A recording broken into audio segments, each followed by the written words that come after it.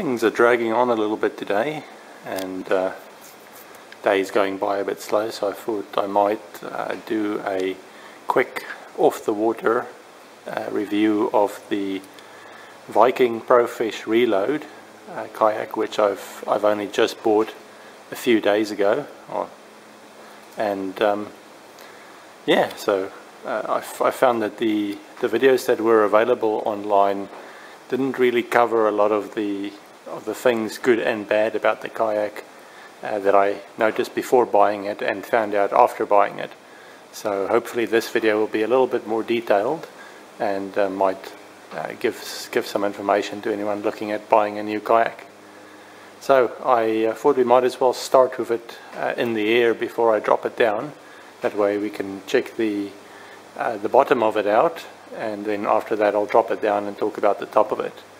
I'll do a 2-second review of the kayak hoist system. So you've got the rope to the wall there, and then you've got a couple of pulleys there and there.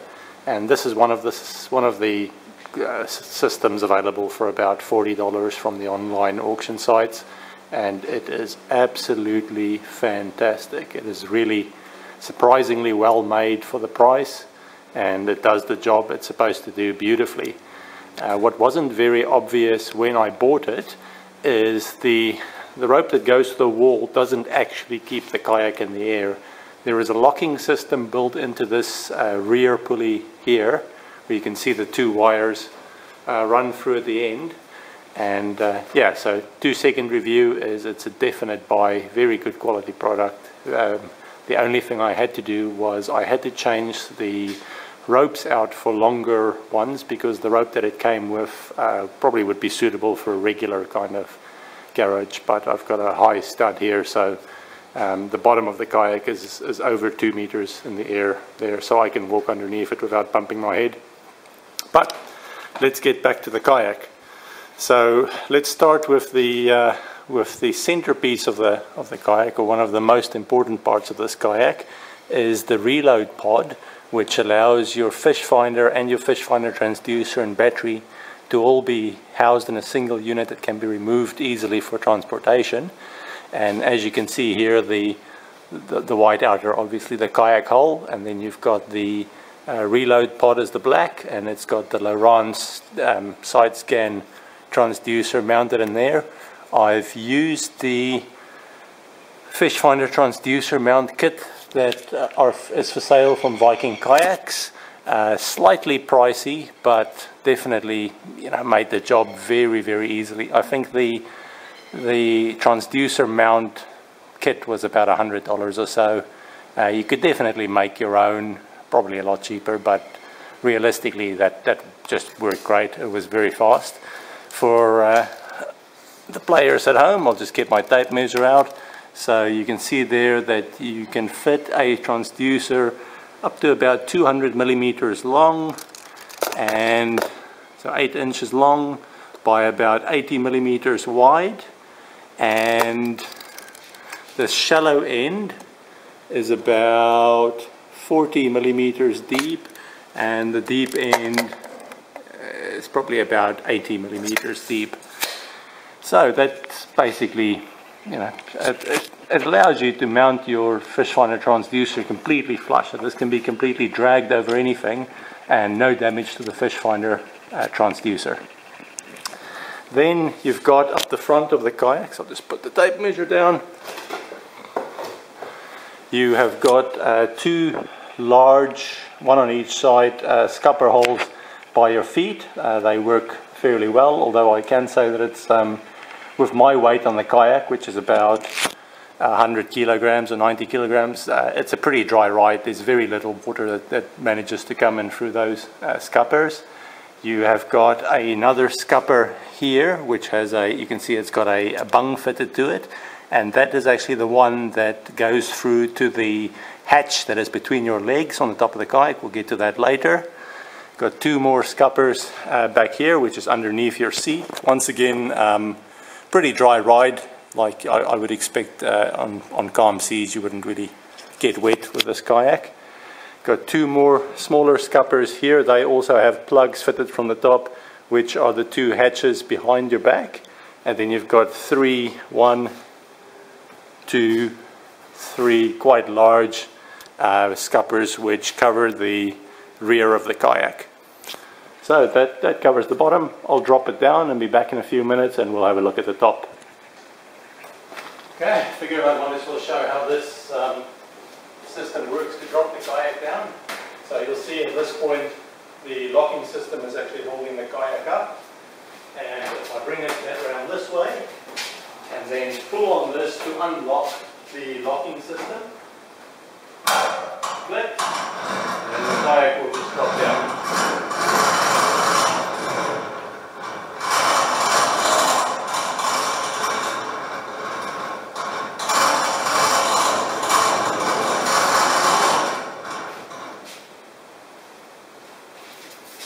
If I wanted to have it at that height, I can just leave it at that height like so.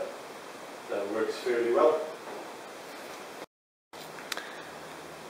Okay, so the battery's charged. I've got the old scale out there. The battery's charged as well. So we will have a look at how the weight of the kayak stacks up compared to what it's supposed to be in a moment.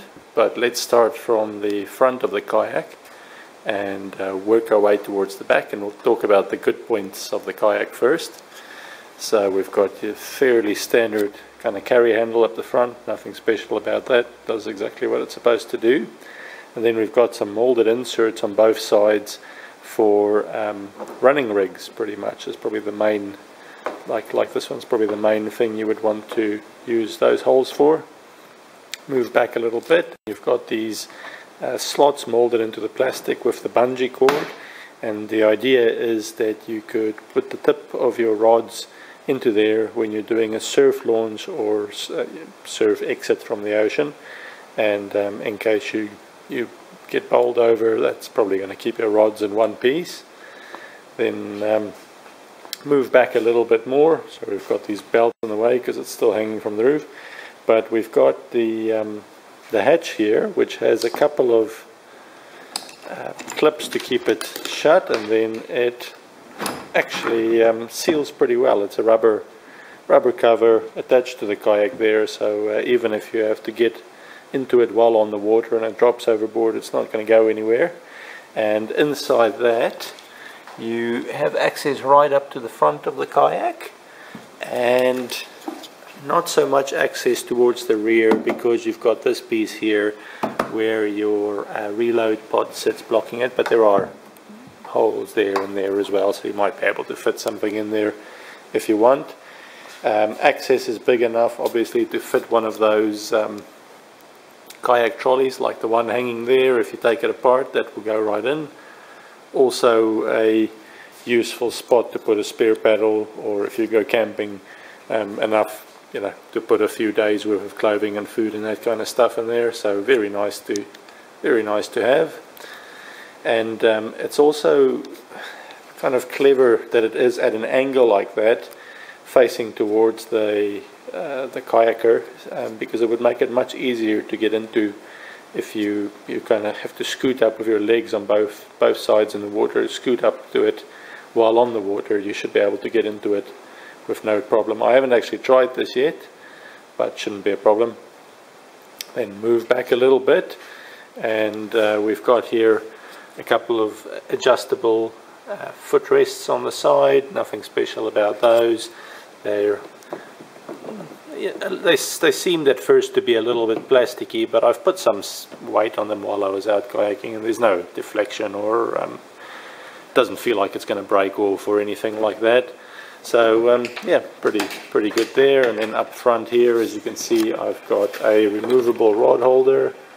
So unlock, pulls out. This is just the generic Railblazer starport type, and so you can adjust depending on what the current is doing where you're fishing. You can adjust it so that it faces either direction, or I generally just have facing straight forward when I am paddling. So I have one rod facing forward and one rod facing backwards usually. That works well. Here you can see the cover for, so the fish finder transducer is obviously installed right underneath. Here is where the transducer scupper is, and I've got the power cable for the fish finder running into the kayak there. This all is part of the fish finder mount kit. As I said before, works really well. A little bit pricey, but considering how easy everything went together, I can't complain too much. Then, as you can see here, I've got the Lowrance Elite 5 Chirp color fish finder on here. 2-second review is that it is pretty good value for money. This is the one that's got the GPS and mapping and stuff built in. Pretty good value for money because I bought it for about 700 New Zealand dollars brand new, which is probably about 500 US dollars.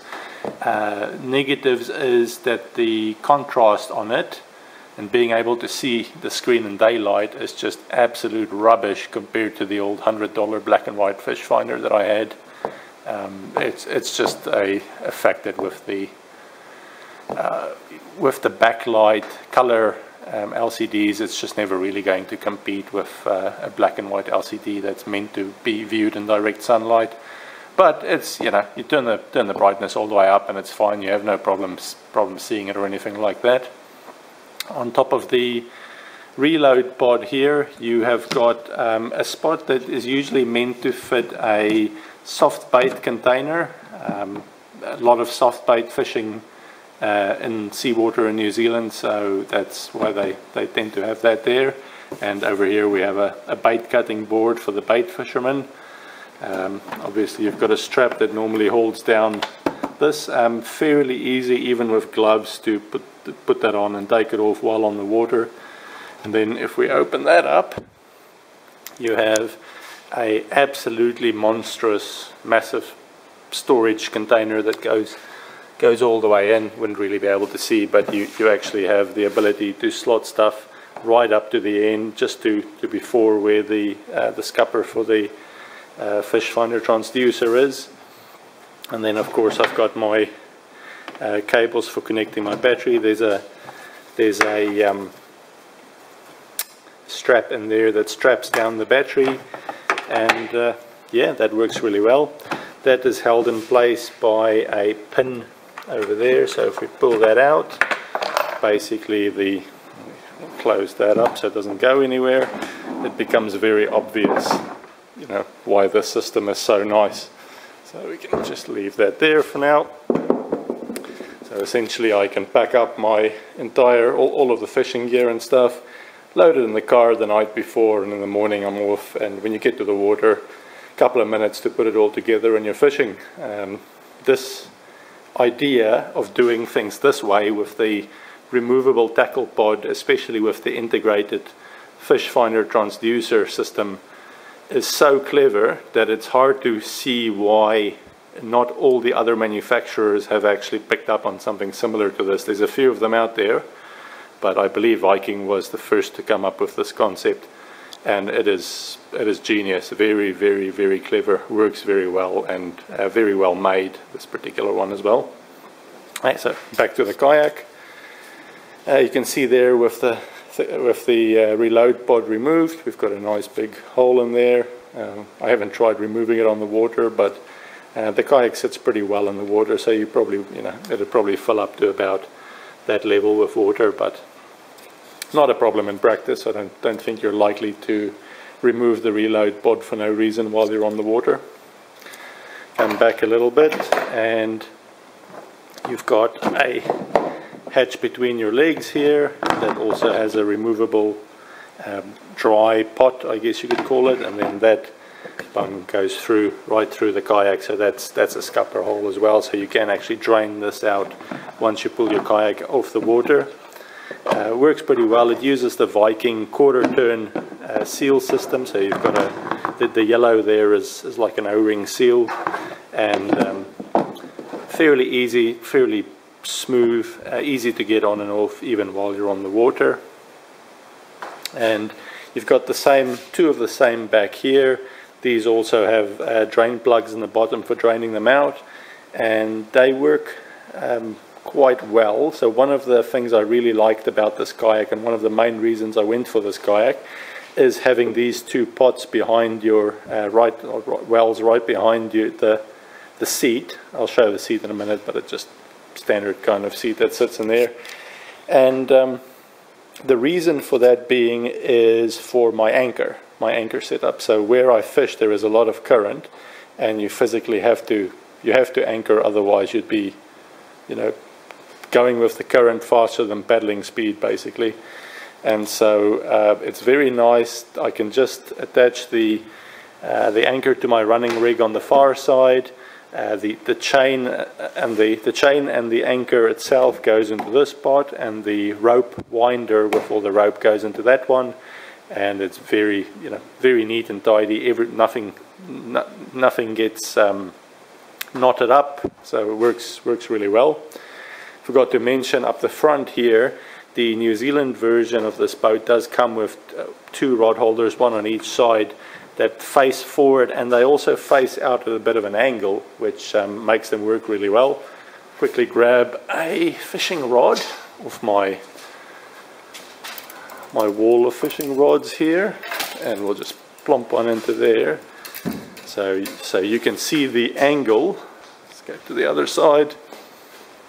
You can see the angle at which it actually faces out from the boat. That's looking down the boat, and that works really well, when you've got it baited up and it's just sitting there doing the fishing for you. So that's pretty good thinking. They have also done a similar thing with the rear rod holders. So as you can see there, the ones on the outside face outwards like that, meaning that if you're trawling any lures or anything like that, it moves the line about 1 meter or 3 foot or so off the side of the kayak, which also keeps the tangles down a little bit. The ones in the middle just face straight back. I can't fit this in now because of the strap, but also fine just for having a couple of rods in there when you're moving around. Put this rod down. Now, at this stage we get to one of the other very cool things about this kayak that is not really very well copied yet by most manufacturers, and that is the Viking chill pod. So that's just got a single rubber band there for locking it down, and also fairly easy to undo and do up while you're sitting on the kayak, even if you're wearing gloves. You can see there that what it actually is a insulated fish pod, and a nice big opening mouth that faces forward like that means you can reach backwards and put things in and take things out without having to physically turn around in the kayak. So all of that can be done by touch, and it's obviously, because of the design, it works well for left and right-handed fishermen. So that's, once again, brilliant piece of engineering from the guys at Viking. It works really well. Only downside, which is the number one downside with everything pretty much from Viking, is the price. I think that was about a $300 Kiwi New Zealand dollar item. But now that I have it, it would be hard to imagine living without it again. So just quickly give you a view of that. The other nice thing about it, obviously, is the rounded shape of it means that it is quite aerodynamic in the water. So it's not like having a big chili bin on the back that's causing a lot of drag and catching crosswinds. That obviously, it's got 2 locking tabs in the front and a strap back here. So once again, same as with the reload pod, we can just have it pulled off the night before. When we get to the water, we just put it on, and then there you can see what the kayak looks like without that fitted. So you've still got a very nice big deep well in there that you can use even if you don't get the chill pod for it. But for the money, I can highly recommend it. It's a very nice product. Then at the back of the kayak, we've got a drain plug for the kayak itself. Having said that, the only time that I've been out in this kayak was pretty rough weather, and if it wasn't for wanting to try the new kayak, I wouldn't even have bothered. I'm talking 15 to 20 knot winds, open ocean kind of thing. It was pretty miserable. I had lots of sea spray and covered in salt water, but no water inside the boat at all, as you would expect. Everything's pretty well sealed, and I didn't fall over, so nothing to be drained out anyway. But you've got your drain plug there. You have got a handle on each side, and then you've got another star port at the back for fitting, usually for fitting a flag. And then what I don't have, but what is available here, so you've obviously got the molded inserts there for your running rig. You've got some more molded inserts here and here. I'm not sure what those are for. More for another running rig on that side, and then you've got molded inserts on the back here for the Viking rudder. Now, because I went out in terrible weather for my first outing, and I came from a kayak, my previous 4.5 meter fishing kayak actually did have a rudder. I really did actually miss it with this boat, and so I think probably what I will do is I will get a rudder for this boat at some point. But at the time that I got the boat, it was going to be an added $300 or something like that, and I thought, well, we'll give it a try without the rudder. But at the end of the day, I think it is, for the type of fishing and the places that I go and the distance that I paddle, it probably is actually worth getting the rudder. So, what did we miss? You've got some very nice, I think they're metal molded in, probably aluminium molded in handles on the side. So and they're well balanced. If you pick the kayak up by those handles, as you would expect, it is balanced, so it's very easy to maneuver. That's pretty much it. The running rig that I have fitted here, so you can see I've got it tied up with this. This is a paddle holder as well that they put here, and it works fairly well. I tried it the last time I was out, and it was pretty successful. And you can see obviously that while I'm transporting the kayak on top of the car, I've just got the running rig kind of tied up in that to keep it all tight and nothing tapping against the car. The running rig that I have is also the one that Viking sell as a kit, so it comes with the it's either Dyneema or Spectra zero stretch rope and some nice 316 kind of clip like that, as well as 316 rollers and saddles and all that. Once again, absolutely top quality stuff, a little bit pricey, but yeah, absolutely top, like the best of the best, really. So that pretty much covers most of the good points about this boat. We should probably just have a quick chat about a few things that are not perfect, or not perfect for me, but I can understand why some things are done the way they are. So the very first thing that you probably would have guessed by now that my gripe about this boat is just the price. I can understand why they are expensive. This is about 2,500 New Zealand dollars, and I think they're selling for about 2,000 US dollars. They are expensive because they are, as you can see here, manufactured in New Zealand, and everything is expensive in New Zealand, and it gets even worse when we have to ship things to the US and places like that. So they are a little bit pricey, but that's nothing you can do about that. It is pretty much the top end fishing kayak in New Zealand, so that's what it costs. The second item that's a little bit not fantastic, but it's not that big a deal at the end of the day, is the seating system in the kayak. So the seating is designed very well. You've got a fairly low point where your bum sits, but then it does rise up quite a bit around there and there, so that a lot of your weight is actually supported by the backs of your upper legs. And I have just one of the standard black clip-in high back kind of seats that you get with most kayaks, and it works very well, and it was very comfortable. The previous fishing trip I was out for about 4 hours, and very comfortable, no real problems. The stability of this boat, even in bad seas, was excellent considering how narrow and fast it is. So I was very comfortable even in pretty bad seas, fishing with both my feet inside the kayak and sitting inside the black seat. But the negative gripe really is that it would have been nice to have some kind of fancy element seating system or something like that for the boat.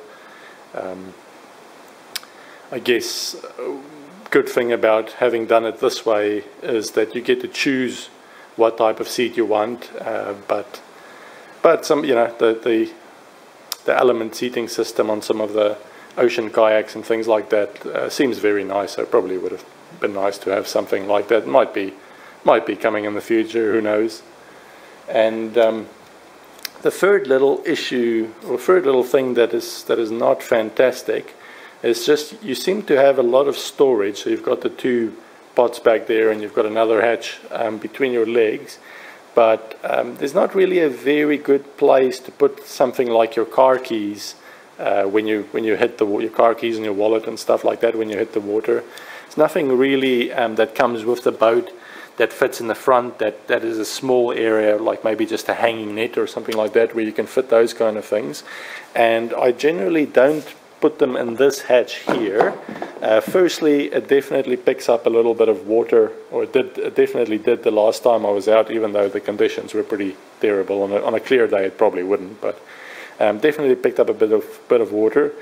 But more than that, I like having something like this close by, where I can leave a few fishing weights and stuff like that, because the current varies a lot across the time that I'm fishing. I tend to have everything from about 1/2 ounce to 2 ounce weights sitting around, and I don't want to go into and out of the reload pod all the time to just change a weight. So I tend to leave the cover off and actually just use this to hold my weights while I'm on the water.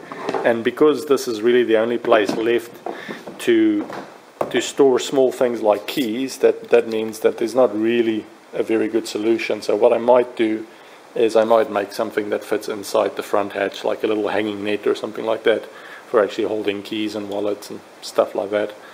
But overall, those are three pretty minor complaints. You know, I've only had it on the water once, and at least I can say from only about an hour or two of paddling is that it's a very fast kayak, as you would expect from a 4.5 meter kayak. It is more stable than it should be. I'm not sure what magic they did with the design, but it's definitely a lot more stable than my older kayaks. And yeah, absolute pleasure to paddle. So that pretty much covers this part of it. I'm going to quickly drop it down all the way, and then we'll just weigh it as in the condition that it is now, and I'll just see how that compares to what Viking advertises. So I'll be back soon. Okay, so I think we can pretty much give Viking the benefit of the doubt there. I just had this kayak on the scale there, and it weighed in at 32.3 kilos. That's about 60, that's probably about 70 pounds or so. The Viking in their documentation say 31 kilos, and so that's probably about right. I've got a few stainless steel bits and pieces with the running rig, so yeah, they're pretty much spot on. For some reason I thought that it would weigh in a little bit heavier than they said, but it's close enough for government work. So yeah, thank you for watching this. Please feel free to comment if there's anything that I missed, any good or bad points that anyone finds that's worth knowing. Probably the very last thing I'll say is there was a bit of a question early on in the manufacturing of these about them making them too light and then ending up with the kayak being a bit flexible, and I can totally debunk that. There is just absolutely zero bend or movement in the kayak at all. Nothing more than you would see with any other rotationally molded plastic kayak. They did say that they were, after the initial runs, that they were going to start adding more resin into the mold or something along those lines, and maybe they did that because this particular kayak would have been a fairly late model one. But yeah, absolutely no problem whatsoever. There's just no movement. I could jump on it if I liked, and it there would be no deflection in the kayak. So yeah, excellent kayak. A little bit expensive, but it's one of those get what you pay for kind of things. So yeah, look forward to your comments.